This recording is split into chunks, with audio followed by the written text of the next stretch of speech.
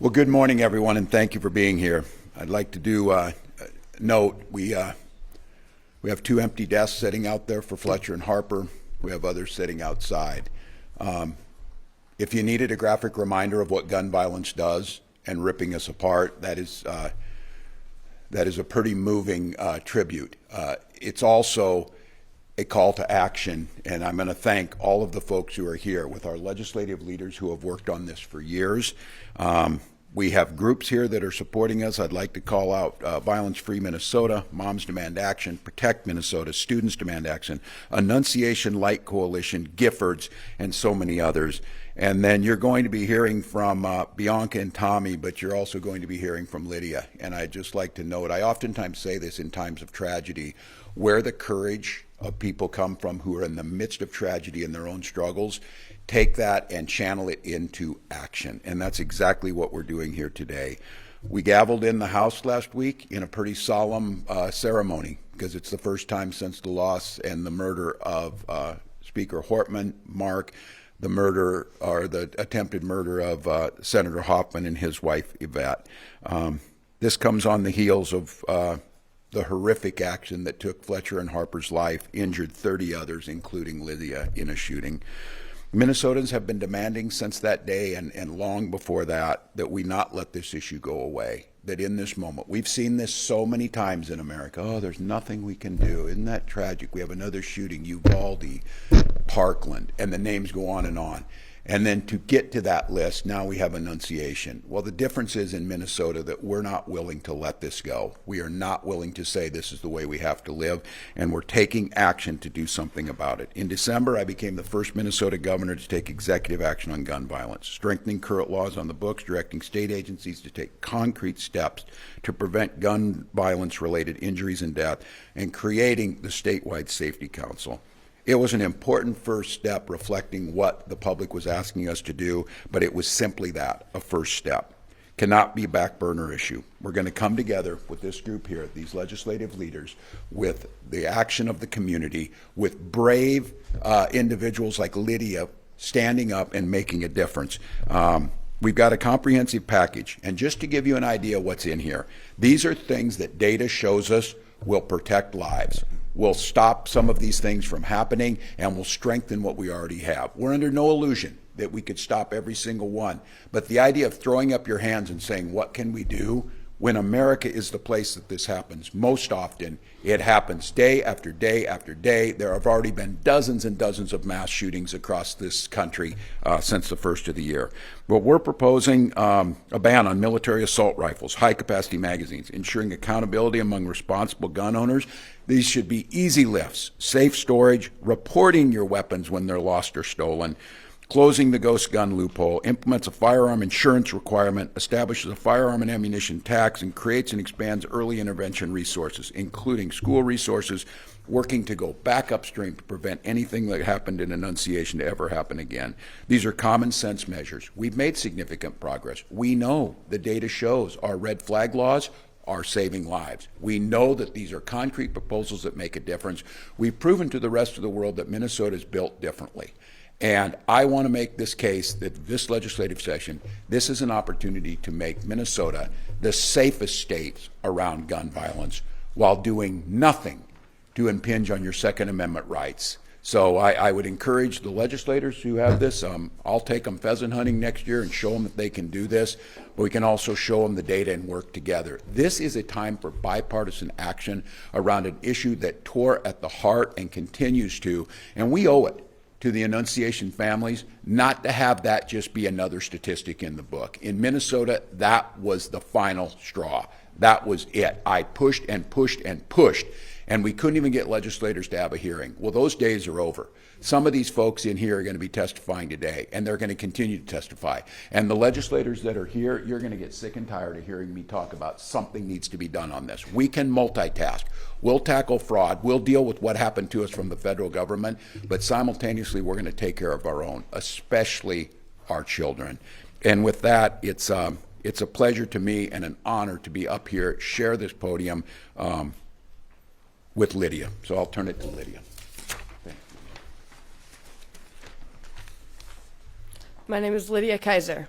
I'm in 8th grade at Annunciation Catholic School. On August 27th, I was in church, attending the first school mass of the year, when a gunman fired 116 rounds of bullets through the stained glass windows. 2 students were shot and killed. 2 students survived gunshot injuries to the head. I am one of them. Many more students were injured by bullets and flying glass. We all hid under the pews. The older students covered the younger students to protect them. I was taken to the hospital and rushed into surgery. The doctor moved a large piece, almost half of my skull, to let my brain swell and to remove bone and bullet fragments from my head. I had a second surgery 3 weeks later to put the piece of my skull back in my head. All children have the right to live, free from gun violence, in schools, churches, and in our communities. Elected officials have a duty to protect us from guns. No one should have to go through what we went through at Annunciation. Thank you.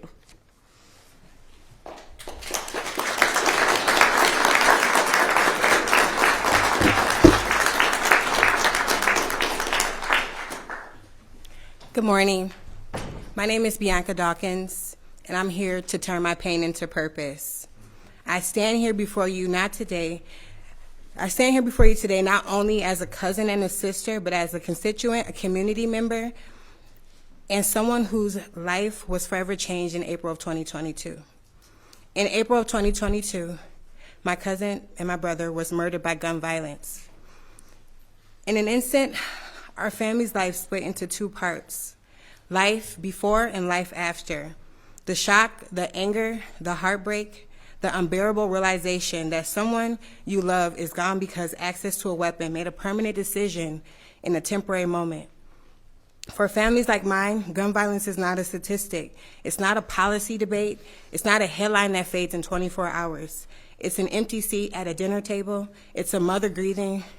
It's children growing up without someone they love. For a long time, I wrestled with the pain, and I still do.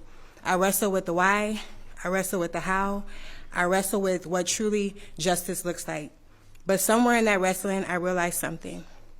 Pain can either silence you or it can mobilize you. Today, I chose to let it mobilize me. Turning pain into purpose means refusing to let grief be the end of my story. It means standing here and saying clearly, we can do better. Gun violence prevention is not about politics. It's about people. It's about responsible policies that keep weapons out of dangerous hands. It's about common sense laws that prioritize safety. It's about prevention, accountability, and protecting communities before tragedy strikes again. You have the authority to pass laws, but influence does not only belong to elected officials. You do not have to hold office to hold power. You do not need a title to use your voice. Every community member, every parent, every young person, every advocate has influence. Silence is a choice, and so is courage. We all have a role to play. In my cousin's life, it mattered. And if we truly believe that, then our actions, not just our words, must reflect it. We cannot undo April 2022, but we can decide what happens in April 2026. We can decide how many more families will stand in rooms like this sharing their loss. Turning pain into purpose is about intentionality. So today, I honor my cousin, not only with remembrance, but with resolve. Resolve to advocate, resolve to vote, resolve to demand change, resolve to protect the next generation. His story does not end with gun violence. What we do next, together will define that legacy. Thank you.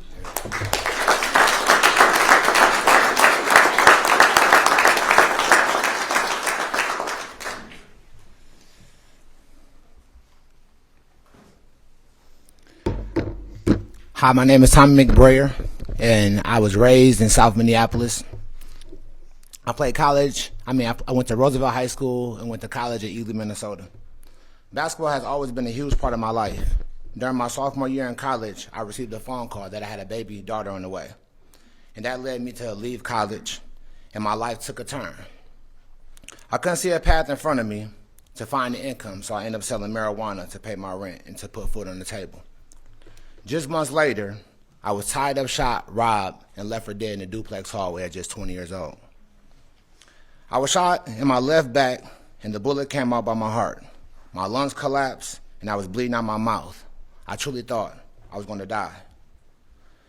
But God had something more in store for me. I was given a second chance at life.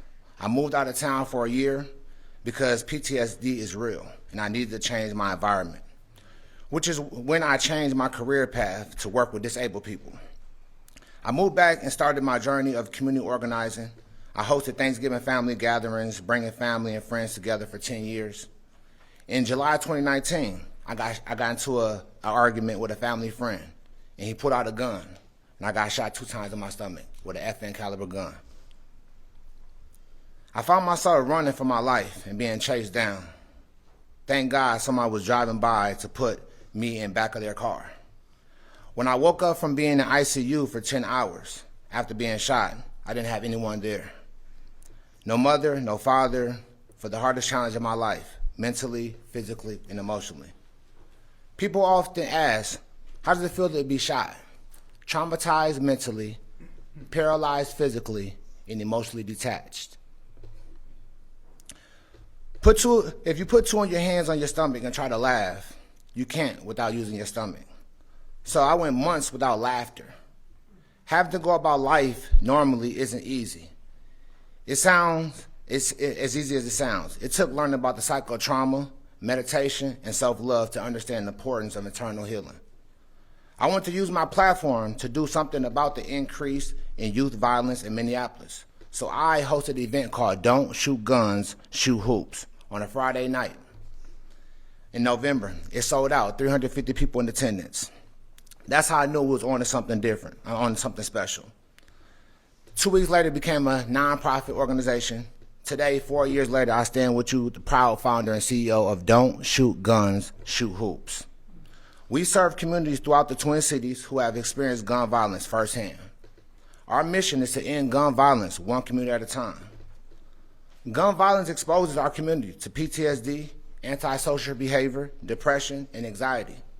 And when you dig deeper to the root problem, you'll find a lack of mentorship, direction, hope for these youth. And since the pandemic, we have seen a decrease in youth and young adult social and emotional skills.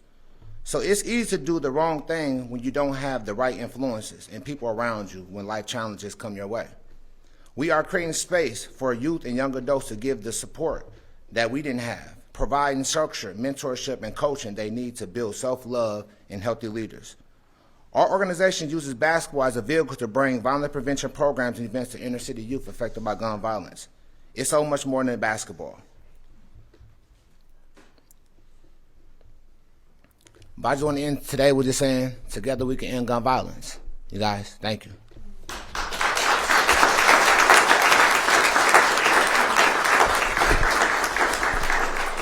Well, thank you. And then not speaking here are the countless stories of children being shot by firearms that were not locked up, loaded in homes, and for all of those families who have suffered the trauma of suicide by firearms in their families, where getting access to the mental health treatment, in addition to making sure the firearms are taken out of the situation using the red flag laws. So I'm grateful to everyone who's here. I think as Minnesotans, the pain of each and every one of these stories can't numb us.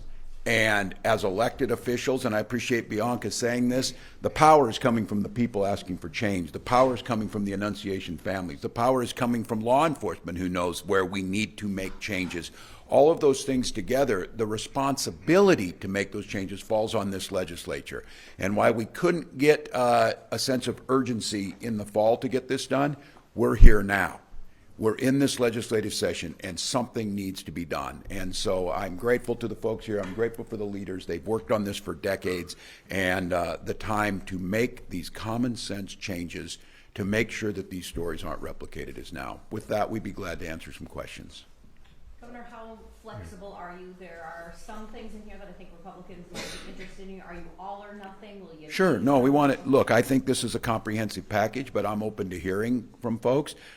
It's certainly a lot better than saying we don't want to do anything and stalling on that. So I would encourage that. And I think you heard the folks up here, and I have found this out. this issue transcends politics. I do not know the politics. Many of these families, that's not my business, and it's not what they're here for. They're here for something that should be bipartisan. So I think you're right, Mary. I think there's some of these things. I've never understood the storage issue. I've never understood the reporting on lost or stolen weapons. I do think there's agreement on the binary triggers, the ghost guns. I think Republicans have supported that and have voted for some of those things in the past. So I look forward to this. And look, there's a lot of great leadership up here, have their own ideas. I have to tell you, the insurance one, I've always felt very strongly that. Many of you have heard me say this, just the ridiculous nature of this. If you're a homeowner and if you have a dog or a trampoline, you pay more for your insurance because the risk is greater. The same thing is true of guns, but that has never been added. We need to take on the manufacturers who have attacked these things, not allowing us to go after them, immunity. And I'll have to tell you, here in Minnesota, we're going to continue to look after the data. They have spent years blocking any research into the epidemic of gun violence. Minnesota, we're going to stop that. And again, I'll come back to it. None of those things stops your Second Amendment lawful rights to own a firearm. None of them. Governor, just to be clear, you would be open to breaking up this package and passing pieces? Look, I'm not going to negotiate against myself to begin with, but what I'm telling Republicans is I am more than happy to hear their ideas. What I'm not going to hear is we can't do this.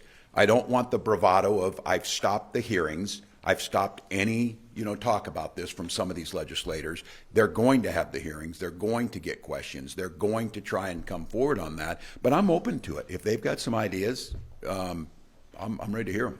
Governor, between your special session talks back in last fall and now, do you feel there's been any sort of movement in the discussions with the other side of the aisle to maybe get some of these things working, moving?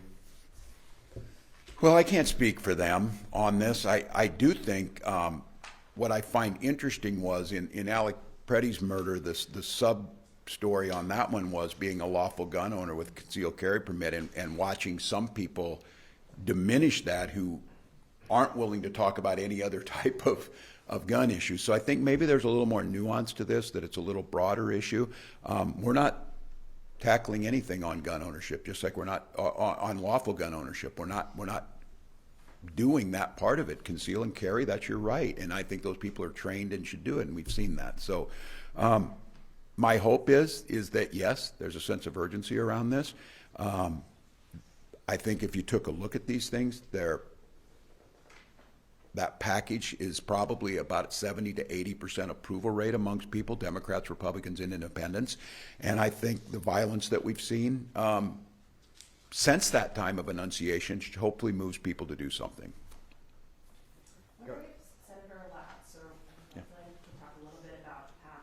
The House is more complicated with the tie, things moving, but Senate path forward. Do you see votes on any or all of these coming up in the short term? Can this entire package pass your chamber at this point? I'm Ron Latz, Senator from St. Louis Park. I chair the Senate Judiciary and Public Safety Committee. And I was the chief author of the red flag law and the background check bill, which we did pass.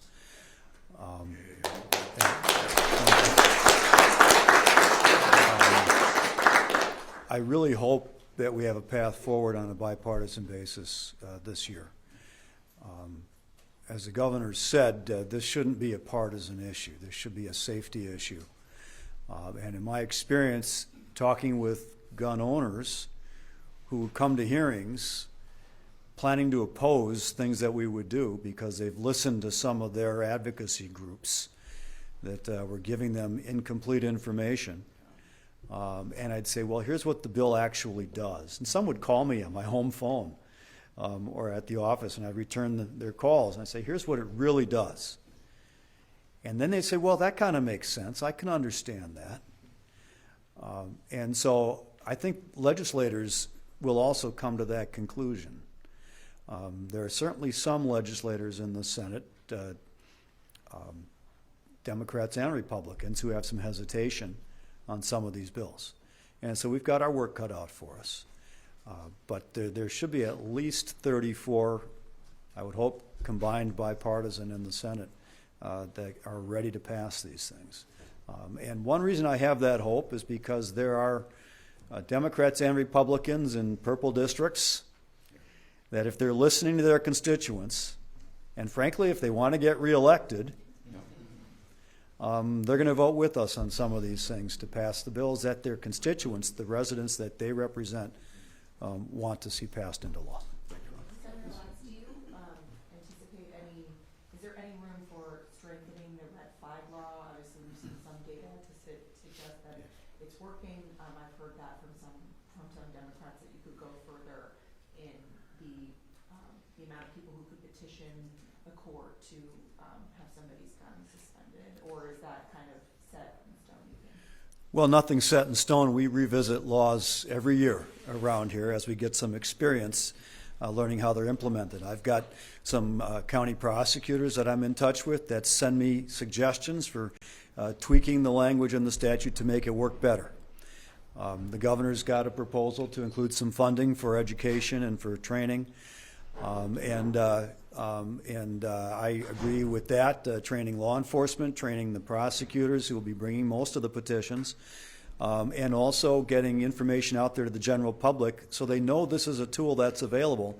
If they're within the categories of those who can bring a petition, great, they'll know what they can do, or they can always call law enforcement that is included in those who can bring petitions. But if they're not aware that this is a tool that they can use to help save the lives of their family or friends or loved ones who are undergoing some kind of a crisis and has a firearm in the home, if they don't know that tool is available, they're not going to take advantage of it and utilize it. So absolutely, we should have some funding for public awareness, some funding for training. We'll do some tweaks in the statute, I would expect. In terms of expanding the groups that could bring a petition, I'd have to think about that one, and I'll tell you why. Because when we passed the law in the first place, part of the deal, as far as I was concerned, one of the compromises that I made was to, at least in my negotiations, was to limit that a little bit so we wouldn't have the worry about people, neighbors using this to get back at neighbors, or friends groups trying to get retribution over this, that, or the other thing by turning people in or bringing a petition. So I'm a little concerned about whether we go back there. I'd like to hear more if there is more support for broadening those tools. But I think even right now, if you've got family members and you've got law enforcement, there are paths forward right now to get into court. And we've seen that. I mean, a number of press outlets have done some deep dives into the data out of the courts. It's been used over 400 times with these petitions, and 85% of them result in court orders that are separating the firearms from the person in crisis. So we absolutely know lives have been saved with this, even as the law is written now. Can we do better? We will always try to do better. Governor, we're 6 months out from the Annunciation shooting. What do you tell Lydia and his parents here about the fact that you couldn't get a special session? You're facing a real uphill battle now to pass these bills in this legislature. I mean, it's got to be, for them, frustrating to see this process play out. Yeah, we were just speaking before we came out here, and I said that one of the most powerful tools they have is they need to make people here feel uncomfortable, and that includes me, to be uncomfortable that something hasn't been done, to continue to keep up the pressure, because the standard thing is to just run out the clock and let this go away. And I made pledges to these people. I sat in their houses with them as there was an empty chair for their little ones, or hospitals as they were calling from. I have to make sure that I am doing everything possible to give them what they want to see. And in this case, justice is something that is so much broader. What they're looking at is these are families selflessly making sure we don't go through this, that our children aren't part of this, our brother's not part of this, our cousin, our friends aren't part of this. So I have a responsibility to them to tell them I've got to get this done. And if we don't, it's failure. And I have to look at these families. I have to look at Lydia, who has the courage to come up here and tell a story. No person should be put in this, let alone an 8th grader being put in this situation to have to do this. If she's going to do that work, we need to do everything we can to get it done. So my pledge to them is to continue on. To not get it done is a failure, and I am focused on this. We can multitask, but I told them after Annunciation this had to be different. You hear from legislators who have worked on this for decades. We've got the tools necessary, and I think we get this thing through. For for one of the lawmakers, perhaps, could you talk about just how you drafted the assault weapons ban proposal? I know the Republicans had often said they needed to see the language. How are the specific types of weapons chosen? Yeah, well, thank you for asking. And for folks who aren't following, we will have a hearing on this this afternoon. And this has been drafted. It's surprising to me to hear that they haven't had the language. I sent it to them. It's also been language that folks have been working on for decades before I got here.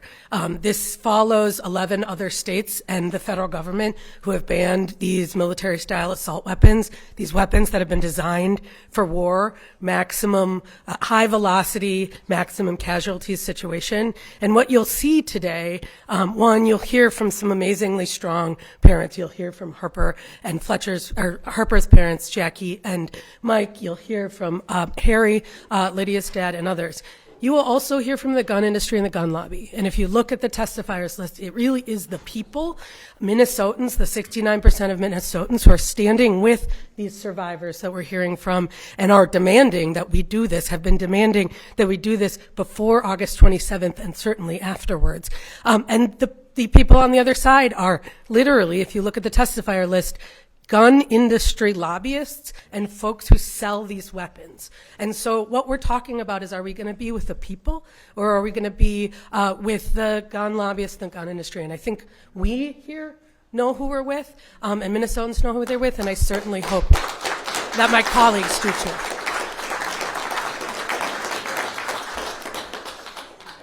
Governor, is the proposal you've outlined here, does that mirror Representative Greenman's proposal, or is it a little different? Yeah, I think it's in. We work together with them. Yeah, I think so, and clarification. So you hear the energy here and the passion, and I do think that's an important point that the representative brought up, that you're going to hear the same old things. It's going to be this is a mental health crisis, and are there really gun industry people here? That's their testifier list. Well, maybe it's going to be a little harder than I thought. If that seems crazy to me at this point. That's not the discussion we're having. We're talking about safety and things here, and having gun industry folks. Good luck to them today, because that's not where Minnesota's at. Let's do Governor. What Yeah. do you do to get Republicans in the House to the table on this? Are there any, I don't know, any measures you can take to ramp up the pressure even further on that? Well, I think it's this. I think Senator Latz said it. I am not going to read into the hearts of folks because I believe they care. I believe they care about their children. I think they're wrong on the approach to this. But if all of this and everything that's happened and statistically where America's at compared to the rest of the world, if none of that sways you, maybe losing your election sways you. And I think he's right. This is shaping up to going to be a pretty big, heavy storm coming down around issues like this and safety. And I think now is the time for folks to get right with it. And I say that as someone who evolved on this issue and moved along as our country moved. So it can be done once you start to see it. And I bring it up, and First Lady and I talked about setting in my office with the Sandy Hook parents. And so we'll get it. Minnesotans are in the streets, and they are singing, "It's okay to change your mind." Yeah. Right? Come together. And they are seeing this throughout the city and throughout this state. And that applies to a whole lot of things, including this issue. So we invite people to join us in this effort to change their minds, to come together, to build the Minnesota that we know people want and understand, and protect our children, just like we've always done. So the question is, we know what we're going to do. The others have to decide what they're going to do, and I'd invite them to walk in the streets and hear that beautiful anthem throughout Minnesota. It's okay to change your mind, right? And come with us, join with us. This is important work to do for the children and the future of our state. Governor, That's right. have you had any discussions with any Republican legislators in the last couple months about changing their minds on gun issues? Not extensively. I brought it back up again, and it's pretty much been stonewalled on it that we needed to. I was adamant that we could come together during that special session. We might not have got this whole package done, but I think with the expertise that was here, we could have done something, and I was met with absolute no's. It's different now. It's different now in that all of the things that we need to get done all kind of move in conjunction. So you don't really have veto power now that the Republicans had over a special session. They're going to have to try and address this. And I think, the First Lady's right about this. And I say that on my own journey, that as things have changed, as these weapons have become more dangerous, as they become cheaper, as they've proliferated onto the streets, of all of the things that have happened, it's okay to say, you know what, this is not the 1970s. And I used to tell the story about taking my gun to high school, which I did. And you'd throw it in your locker and go after football practice. Well, that's not today's world by any stretch of the imagination. And to try and hang out and make an argument that you should have kids have their guns at school is ludicrous. So I'll appeal to them again. Things have changed. Annunciation was that tragic point that brought the state together around this issue. And so I am confident we can do it. We've got a lot of things to tackle and we can get it. So thank you. Yeah, let them go. School safety measures in this package, like school safety grants and mental health supports. Republicans have appeared amenable to that. If it was only that passed, is that enough for you? If there's nothing on guns? No, that's not enough, but I sure don't want to, again, I don't want to negotiate against myself. Emma, do you want to? Yeah, I just want to mention that there has been a lot of outreach to the Republican colleagues, including the parents of Annunciation families. We have two, Mike and Jackie, who have been meeting with many of them. What we know is that this should be rooted in the communities. And so I've been reaching out to my GOP colleagues on my bill, but the conversations and the stories coming from their community and from survivors have been happening since for the last 6 months. That's great. This will pass when enough people say so.